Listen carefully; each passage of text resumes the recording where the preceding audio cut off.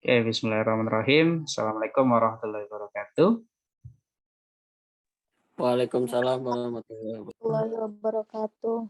Pertama-tama, puji syukur atas kehadiran Allah Subhanahu wa taala sehingga kita semua bisa kembali berkumpul di sini ya untuk melanjutkan mata kuliah Life Cycle Assessment, di mana pada kesempatan kali ini kita melanjutkan ke pertemuan 10. Jadi mulai dari pertemuan 9, kita sudah rencanakan kita akan mulai membahas studi kasus ya. Jadi studi kasus, saya minta untuk masing-masing mahasiswa mencari satu artikel dan disusun materi presentasi. Sebenarnya ini hampir sama dengan kita melakukan review artikel sebenarnya. Saya minta bagi topik atau lingkup penelitian yang berbeda-beda, sehingga nanti kita dapat topik yang beragam juga nanti yang nanti bisa kita bahas dan bisa kita diskusikan secara bersama nantinya. Jadi nanti saya harapkan dari masing-masing mahasiswa bisa menguraikan dari artikel yang sudah dicari tadi, mulai dari apa sih yang melatar belakanginya, kenapa dia ingin menggunakan tools LCA dalam penelitiannya, kemudian apa tujuan sampai dengan pembahasan ya, hasilnya itu seperti apa sih yang didapatkan. Oke, sebelum kita memulai, kita berdoa dulu semoga perkuliahan kita berjalan dengan lancar. Berdoa menurut agama dan kepercayaan masing-masing, dipersilahkan.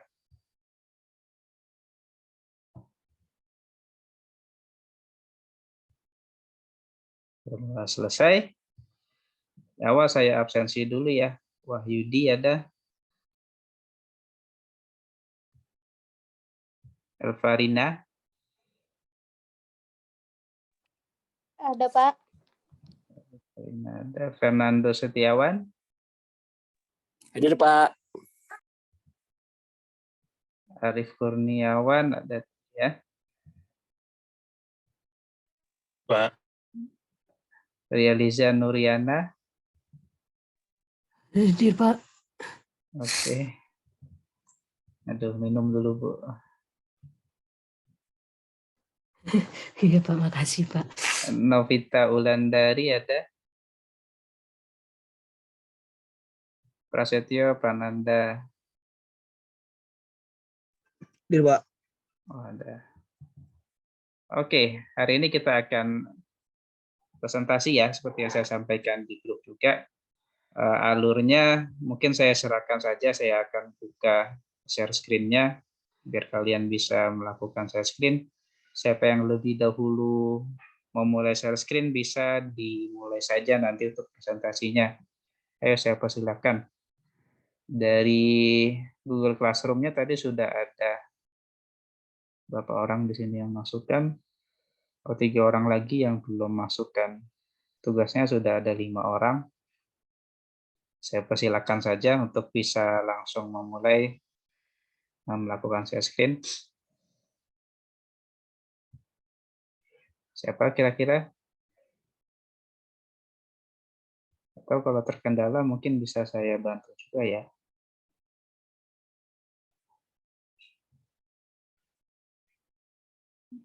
Ayo silakan.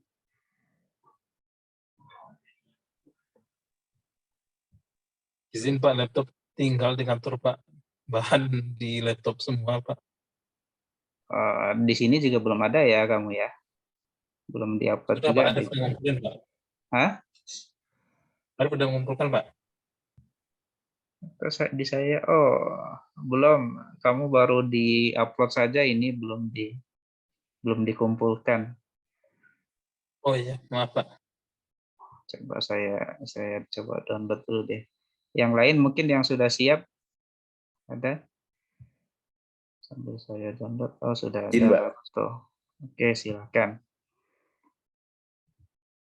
Yang sudah siap dulu ya.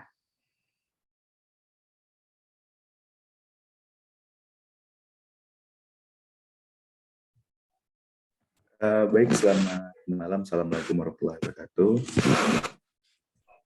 Waalaikumsalam warahmatullahi wabarakatuh.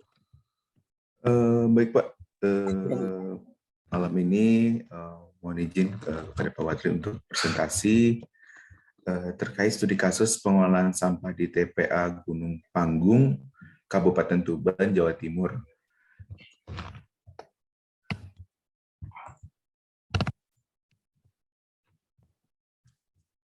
Masuk ke sedikit preview terkait identitas jurnal. Judul jurnalnya adalah Life Cycle Assessment Pengelolaan Sampah di TPA Gunung Panggung, Kabupaten Tuban, Jawa Timur. Penulis Rahmah Afriyah Ula, Agus Prasetya, dan Imam Haryanto. Nama Jurnal Teknologi Lingkungan, volume 22, penerbit Universitas Gadjah Mada, terbit tahun 2021.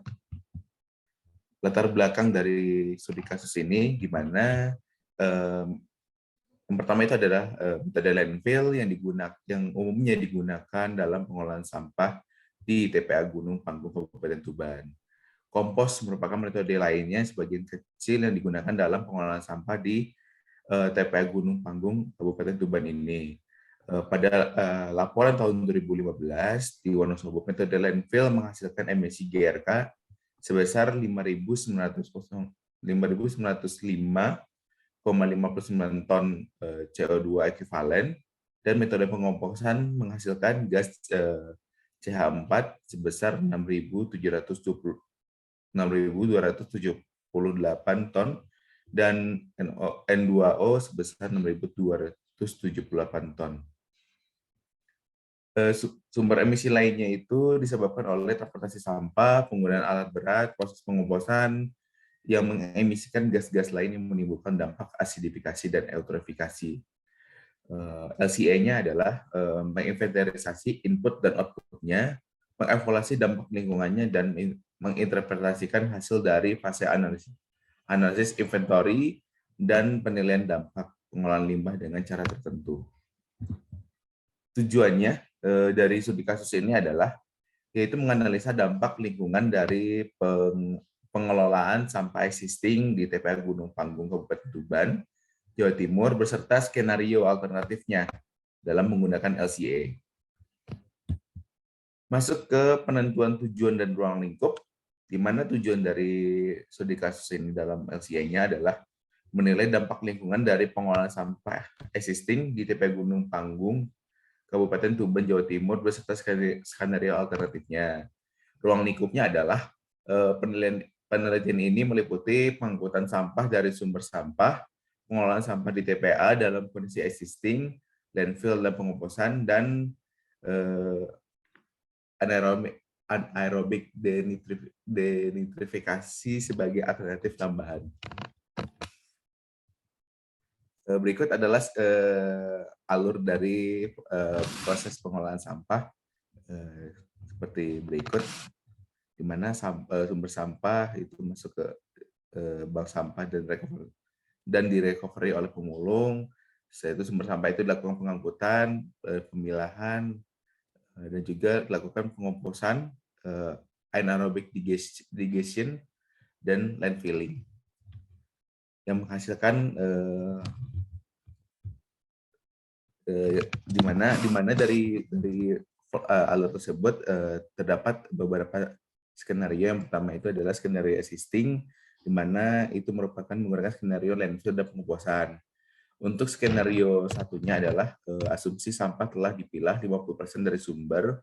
Skenario 2-nya adalah asumsi sampah telah dipilah 60% dari sumber. Dan skenario 3 adalah asumsi sampah telah dipilah 70% dari sumber.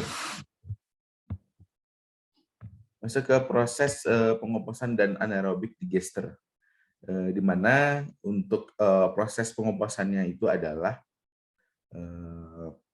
dilakukan penyortiran, lanjut pencacahan, lanjut penambahan pada pengompos, dan dilakukan pengomposan selama 3-4 bulan. Selanjutnya itu dilakukan pencacahan kompos yang sudah matang, dan lanjut itu kompos sudah bisa digunakan. Itu final. Untuk anaerobic digester, di mana sampah organik dari buah-buahan, sayuran, sisa makanan atau limbah produk dari hewani itu dilakukan penyortiran bahan baku, dilakukan pencacahan, dan dilakukan proses fermentasi. Lanjut, di mana dari pengolahan tersebut, perhitungan beban lingkungan dari pengolahan dindi dari landfill dan penyimpanan digestate dari anaerobic digester tidak disertakan dalam penelitian ini karena keterbatasan waktu. Selain itu, energi dan emisi tenaga manusia dalam berbagai aktivitas pada proses pengomposan dan AD seperti halnya penyortiran tidak disertakan. Meskipun energi dari tenaga manusia dapat diketahui, namun emisinya tidak dapat dimasukkan pada analisis impact assessment karena kurangnya informasi. Jadi sedikit ini ya preview dari Bapak Ibu. Masuk ke inventory analysis, di mana perhitungan beban lingkungan yang ditimbulkan adalah yaitu pembuatan diagram alir skenario sistem yang diamati, seperti diagram alir yang disampaikan tadi pada slide sebelumnya, di mana data yang diperlukan adalah yang pertama itu adalah teknis pengolahan sampah, laju timbul sampah, komponen dan komposisi sampah, jumlah sampah yang diambil oleh pemulung, rute kendaraan pengangkutan sampah, kebutuhan bahan bakar alat berat untuk pengolahan landfill, dan kebutuhan bahan bakar dan air untuk proses pengomposan. Lanjut, di mana data faktor emisi dan faktor ekuivalen tahap midpoint maupun endpoint diperoleh dari berbagai sumber yang relevan dengan penelitian ini, meliputi faktor emisi kendaraan pengangkutan sampah dari IPCC dan penelitian Borgeson dan Berglen, faktor emisi pencacah dari IPCC, faktor emisi pengomposan dan landfill dari IPCC, faktor emisi AD dari penelitian SU, faktor emisi pengembangan kompos dari Kementerian Energi dan Sumber Daya Mineral, faktor emisi alat berat dari Dias dan Warid, faktor ekuivalen tahap midpoint dan endpoint dari Bowman dan Tillman, resip ekoindikator. Berikut adalah data-data pendukung untuk pengolahan sampah di kasus ini. Masuk jenis kebutuhan sampahnya, jenis kebutuhan datanya, di mana untuk poin pertama jumlah penduduk menggunakan model perhitungan sebagai berikut. Untuk yang kedua sampai dengan seterusnya mungkin dapat dilihat di slide.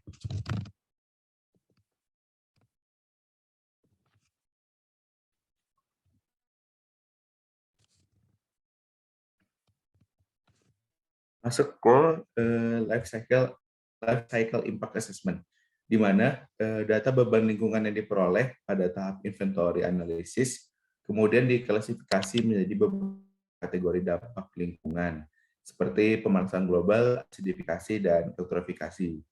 Kategori dampak lingkungan yang telah terbentuk dari beberapa beban lingkungan yang berbeda-beda dikarakterisasi menggunakan faktor ekuivalensi.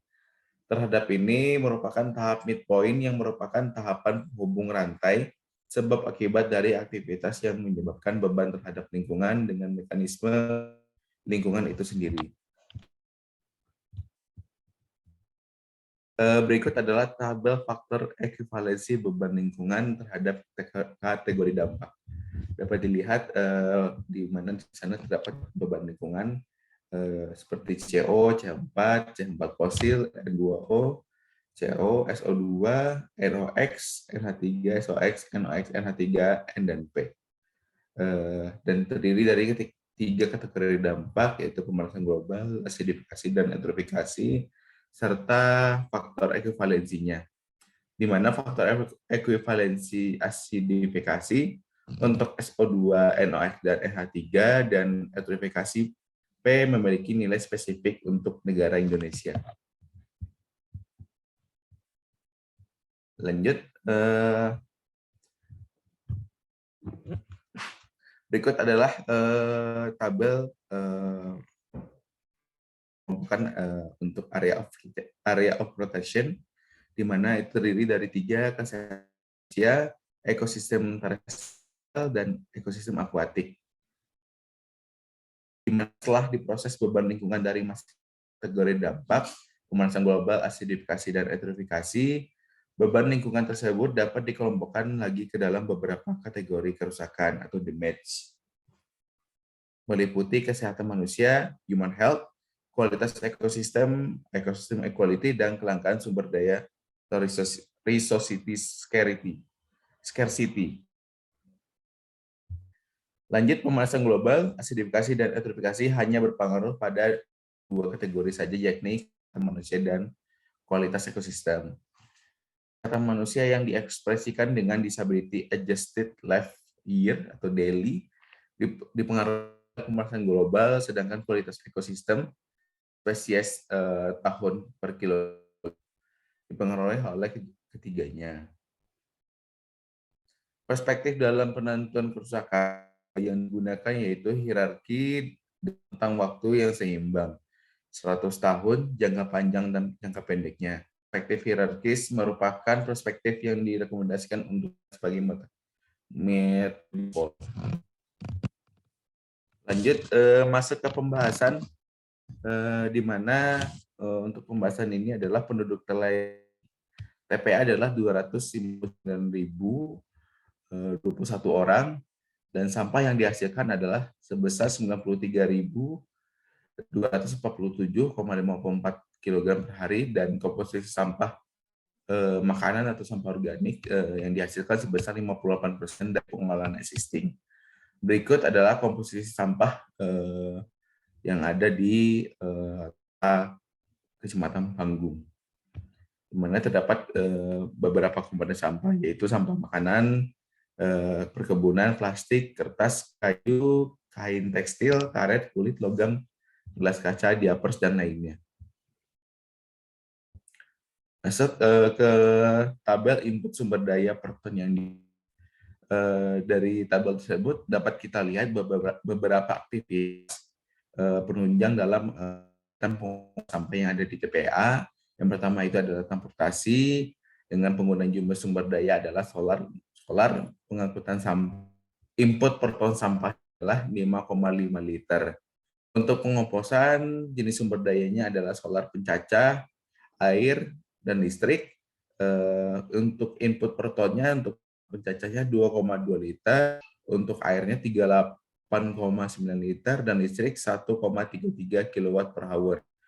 Untuk AD, sumber dayanya adalah solar pencacah dengan inputnya adalah 2,2 liter, sedangkan untuk air, untuk input per tonnya adalah 1.450 liter, sedangkan untuk landfill adalah solar alat sebesar 0,80 liter. Berikut adalah tabel input sumber daya masing-masing dari skenario. Jadi tadi sempat dijelaskan juga beberapa skenario yang dipilih dari kajian tersebut, maka terdapatlah jenis sumber daya yang digunakan untuk beberapa skenario tersebut, di mana sampah yang terbentuk sebesar, yang pertama adalah di mana sampah terbentuk sebesar 652.000 untuk skenario existing, untuk skenario 1 sama hingga skenario 3. Tentunya dari beberapa jenis sumber daya tersebut dapat dijelaskan bahwasanya terdapat perbedaan dari jenis sumber daya dan penggunaan hasil dari pengolahan tersebut. Masuk ke life cycle impact assessment untuk pembahasan, di mana asidifikasi dan eutrofifikasi mengalami fluktuasi dari satu ke skenario lainnya. Hal ini karena adanya perbedaan jumlah input pada masing-masing skenario, terutama pada bahan pengomposan dan anaerobic digestion. Asidifikasi dan eutrofifikasi pada skenario existing dan skenario 2 lebih rendah dibandingkan skenario 3. Skenario 3 menunjukkan emisi eutrofikasi tertinggi, yakni 2.741 kg dan PO4 ekuivalen karena banyaknya bahan yang diolah dengan cara pengomposan dan AD. Kerugian akibat adanya dampak lingkungan diklasifikasi ke dalam 2 area of protection, kesehatan manusia dan kualitas ekosistem. Dengan pengelompokan ini, data yang diperoleh dapat lebih mudah dipahami, Kerugian akibat pemanasan global, asidifikasi dan eutrofifikasi dapat dilihat sebagai berikut.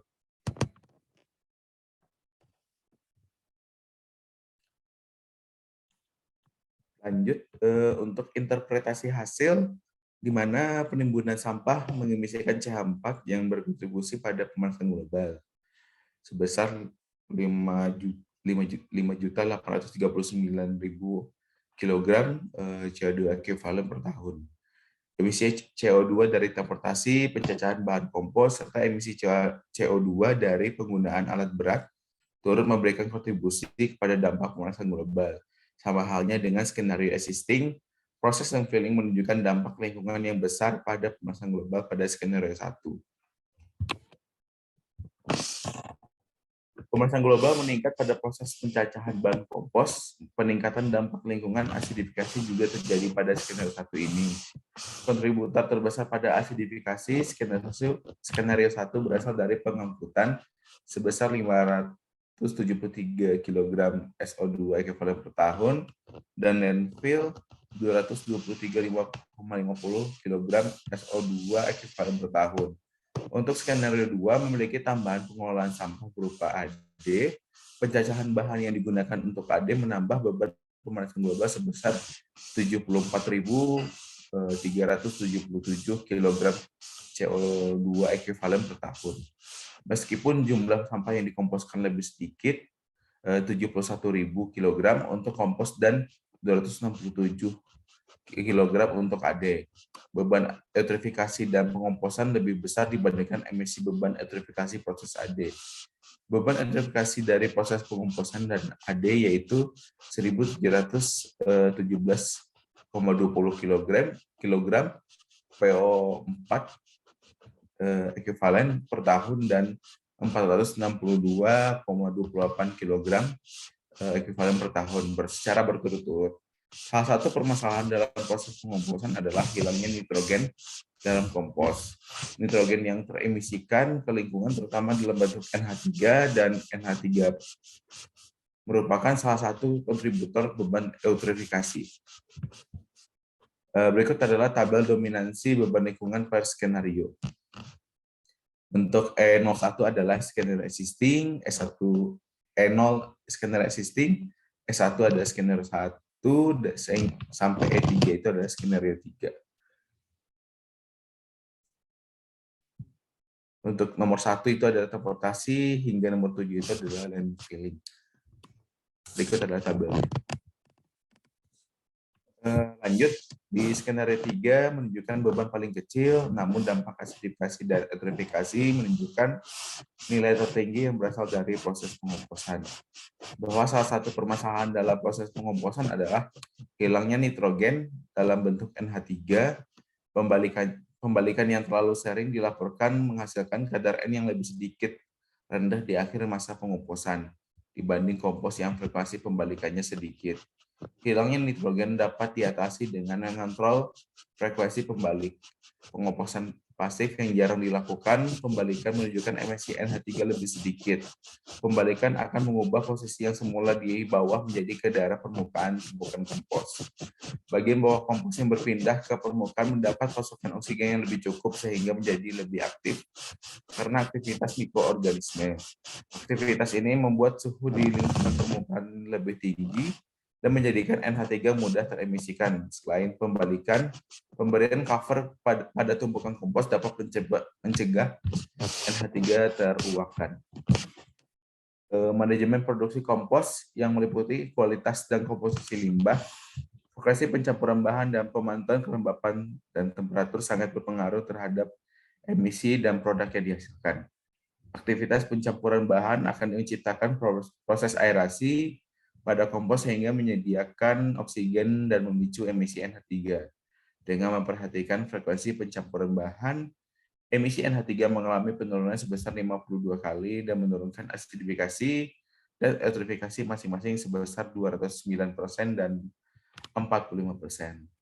Ketiga dampak lingkungan di atas dapat menyebabkan kerugian pada kesehatan manusia dan kualitas ekosistem. Pemanasan global berdampak pada kesehatan manusia dan kualitas ekosistem, sementara asidifikasi dan eutrofifikasi hanya berpengaruh pada ekosistem yang dipresentasikan dengan kepunahan spesies hewan dan tumbuhan. Ketiga dampak lingkungan di atas dapat menyebabkan kerugian pada kesehatan manusia dan kualitas ekosistem. Seperti yang dijelaskan sebelumnya. Lanjut, pemanasan global sangat terlihat pengaruhnya pada kesehatan manusia, terutama skenario existing. Kesehatan manusia berisiko mengalami kerugian selama 5,92 daily, yang artinya akibat pemanasan global yang disebabkan oleh pengolahan sampah skenario existing. Manusia dapat mengalami kecacatan selama 5 tahun dalam hidupnya, 5 hingga 6 tahun dalam hidupnya. Kesimpulan dari studi kasus tadi adalah bahwa analisis LCA pada penelitian ini menunjukkan dampak lingkungan pemanasan global yang merupakan dampak lingkungan tertinggi pada masing-masing skenario pengolahan sampah di TPA Gunung Panggung, terutama pada skenario existing yaitu sebesar 6.379.506 kg CO2 ekuivalen per tahun. Aktivitas yang memberikan dampak terbesar pada pemanasan global yaitu adalah aktivitas landfill. Sementara itu, untuk asidifikasi dan eutrofikasi tertinggi yaitu pada skenario 3 yang berasal dari proses pengomposan. Upaya mitigasi untuk skenario 3 adalah meminimalkan emisi NH3 yang timbul dari proses pengomposan sampah daun dengan cara mengontrol pembalikan atau pemberian cover. Kerugian dampak lingkungan sangat terlihat pada kesehatan manusia, yaitu 5,9 daily yang disebabkan oleh pemanasan global. Kerugian pada kualitas ekosistem tidak menunjukkan nilai yang besar.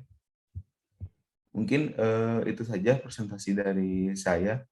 Mungkin ada pertanyaan, saran dari rekan-rekan maupun Pak Wadri, saya persilakan. Oke, terima kasih untuk penyampaiannya. Ada 3 menit. Satu orang mungkin dari perwakilan mahasiswa yang ingin memberikan tanggapan atau pertanyaan, saya persilakan.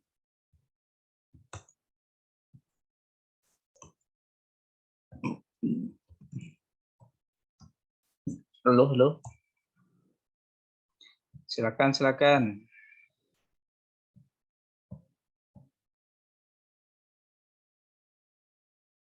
Ada?